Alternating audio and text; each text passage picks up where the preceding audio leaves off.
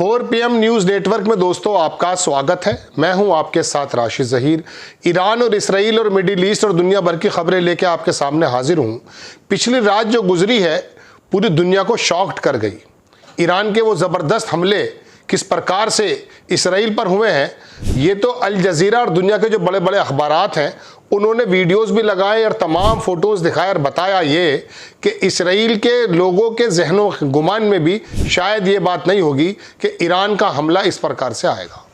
दोस्तों बात यह है कि पिछली रात में ईरान ने अपने 2 नए मिसाइलों को लॉन्च किया और तमाम बीच में जितनी भी मैं कह सकता हूँ कि वो थे बंधन थे, कौन कौन से बंधन थे भाई, जॉर्डन जो है इंटरसेप्ट कर लेता है बीच में। दूसरी बात, इसराइल के अंदर भी अगर आप कहें तो कितने सारे एरोडॉम और ये दुनिया भर की चीज़ें लगी हुई हैं। उन सब के बारे में उनको सबको धता बताते हुए जो उसने इसराइल के अंदर बिल्डिंगों को तबाह कर दिया है, तो इसके बारे में तो बताने जा रहा हूँ। और दूसरी बात, ट्रंप साहब ने क्या कहा है, फ़ोन कॉल पर क्या बात हुई है ट्रंप नेतन्याहू की, वो भी आपको बताऊँगा। लेकिन बात यह है दोस्तों, उससे पहले मैं आपको कुछ चीज़ क्लियर करना चाहता हूँ।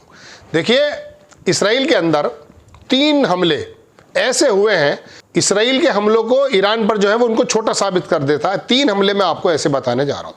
पिछले 24 से 48 घंटों की अगर आप बात करें, मोसाद का हेडक्वार्टर उड़ जाना कोई छोटी बात है।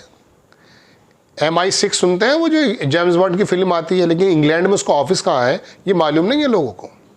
ऐसे मोसाद का हेडक्वार्टर उड़ा देना, और मैं एक ताज़ा खबर के मुताबिक बताऊं, डेविड बार्निया, उनके बारे में कोई खबर नहीं मिल रही है, सब लोग वहीं रहते थे। दूसरी बात, उनकी 3 तरह की ये इंटेलिजेंस है, एक आप सुनते हैं मोसाद, एक सुनते हैं आप शिन बेट, और तीसरी है अमन। अमन जो है वो मिलिट्री इंटेलिजेंस का काम करती है, मिलिट्री को जितना भी इंटेलिजेंस देती है वो अमन, उसको भी उसकी बिल्डिंग को तगे तेग कर दिया, इनका ख़त्म कर दिया।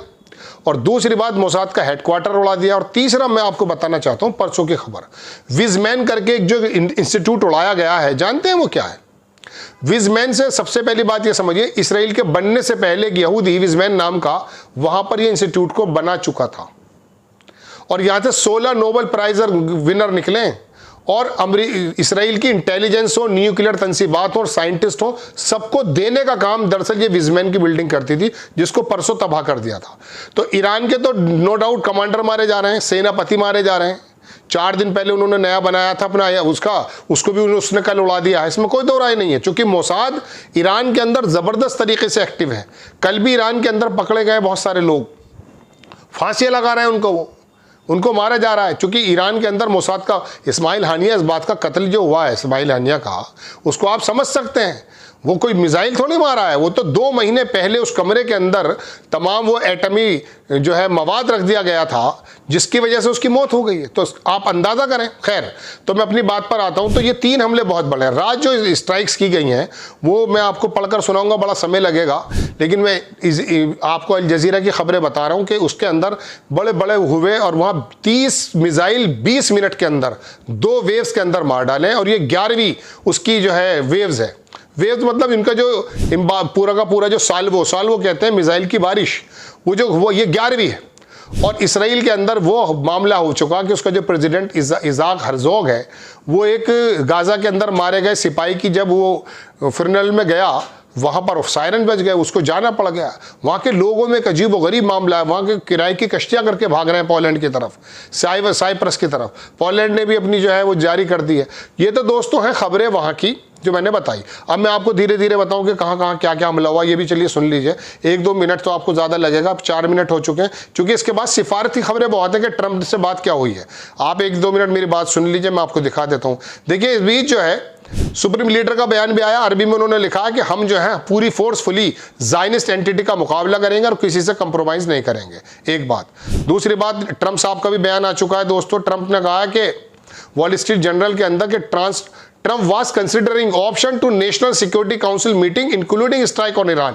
वो बिल्कुल सोच रहे हैं। जर्मन का चांसलर भी यही बात कह रहा है। आप देखें, दूसरा हमला दिखाता हूं आपको। चैनल 14 ने बताया कि ये waves of missiles from Iran, Israeli defensive missile fail on Tel Aviv। Fail हो मतलब पूरी तरह से जो है मिसाइल डाली गई हैं तेल अवीव के अंदर, और ये आगजनी का सीन मैं आपको दिखाई रहा हूँ। इसराइल के प्राइम मिनिस्टर ने नेतन्याहू ने जो है फ़ोन कॉल किया यूएस प्रेसिडेंट को। जब नेतन्याहू ने कन्वर्सेशन किया ट्रम्प से, ये कन्वर्सेशन जब हुआ है जब US president consultation with his nationality security team, वो जो G7 से वापस आए थे अपनी सिक्योरिटी टीम से मशवरा कर रहे थे, तब ये बात हुई है। और उसका कहना है कि साहब आपको आना पड़ेगा, हमारे अकेले के बस की ये काम नहीं है, ये जर्मन के चांसलर ने कही है। ठीक है जनाब। अब आप दूसरी खबर दिखाता हूं मैं आपको, ऐसे धीरे धीरे जल्दी जल्दी बता दूंगा। ये भी बड़े ज़बरदस्त हमले। एक खबर देख लीजिए, हिब्रू वेबसाइट है, उसने कहा इनिशियल डाटा ये है कि ईरान की जो मिसाइल्स हैं नॉट ओनली एक्यूरेट, ये मैं आपको दिखा रहा हूं अल जजीरा की खबर, लेकिन उन्होंने ली है हिब्रू वेबसाइट, वल्ला वेबसाइट बड़ी है उससे ली गई है, कि इनिशियल डाटा ये कहता है कि ईरान की जो मिसाइल्स हैं वो not only accurate but also cause significant damage when they hit the target. मतलब वो एक्यूरेट भी है और टारगेट पर बहुत बड़ा नुकसान भी कर रही है। F-35 भी गिरा दिया गया दोस्तों, ये खबर देख लीजिए। ईरान की रिवोल्यूशनरी गार्ड ने बताया कि we use first generation of Fateh missile 11 wave of the operation true promise.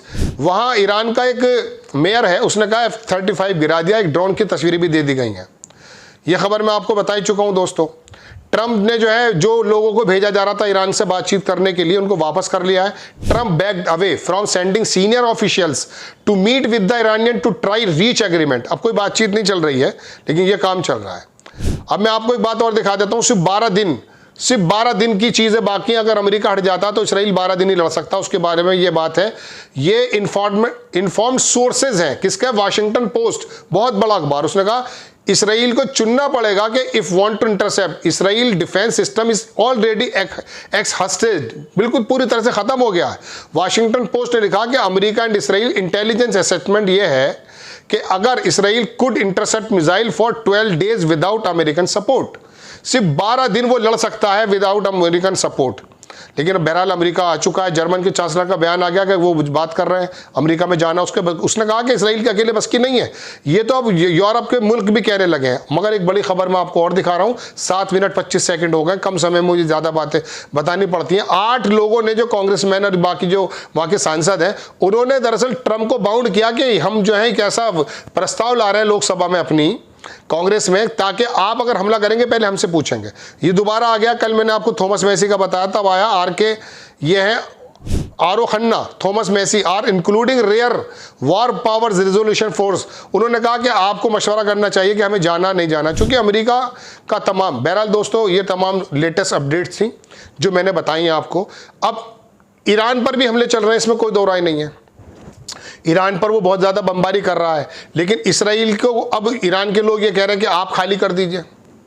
वो कह रहा मेरा आसमानों पर कब्जा है। कल संजय सर के साथ, जो हमारे संपादक हैं, उनके साथ एक कन्वर्सेशन हुआ है, आप उसको देखिएगा ज़रूर। 25-30 मिनट है वो, क्योंकि इतनी लंबी हम वीडियो नहीं बना पाते। आपको इसराइल, उसके मकसद, अमेरिका उसके मकसद, चीन और उसके बीच में कन्फ्लिक्ट होने के मतलब, ये तमाम चीज़ें मैंने खोल करके रखी। उसको अगर आप देखेंगे तो बहुत सारी जानकारियाँ प्राप्त होंगी, जो बहुत ज़्यादा शानदार एविडेंस के साथ मैंने रखी है। आपको खबर कैसी लगी अपनी राय कमेंट्स बॉक्स में ज़रूर दीजिए। चैनल को सब्सक्राइब कीजिए, शेयर कीजिए। नेक्स्ट टाइम मैं किसी खबर के साथ हाजिर होता हूँ। जय हिंद।